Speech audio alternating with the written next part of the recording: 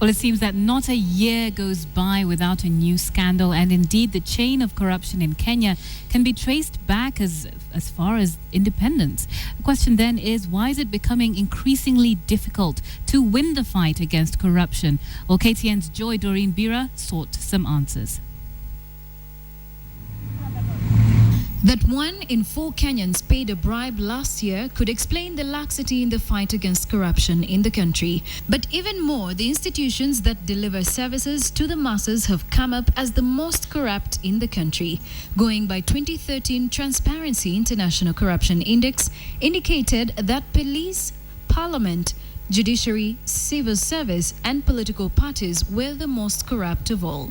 Times in our history we haven't had really the requisite political will to be able to aggressively and conclusively deal with corruption-related issues. Ladies and gentlemen. While the results of the fight against graft by the Ethics and Anti-Corruption Commission are yet to be seen, the EACC has been preceded by the Kenya Anti-Corruption Commission and the Kenya Anti-Corruption Authority, all that have been criticized for failure to bring to book the perpetrators involved in corruption scandals. So what happens between the time this person is apprehended in court to the time that case is terminated? We have seen mega corruption cases which have been terminated. Is it because our police, our investigators don't do a thorough job to pin these people down? Is there something wrong in our judicial system whereby people just get scot-free because of lack of evidence? Because we have had some cases, people say, oh, because of lack of evidence, there is no case, you see? When is there going to be a case?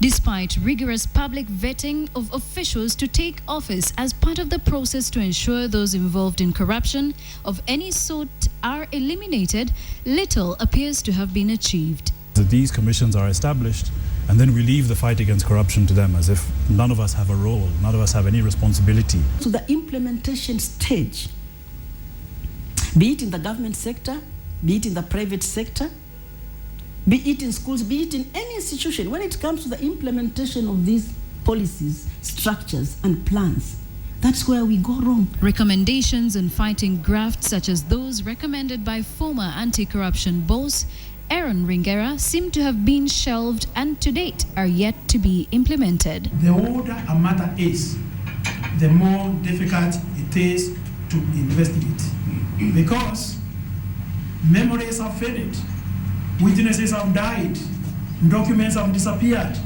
and so on and so forth. We have effectively devolved corruption.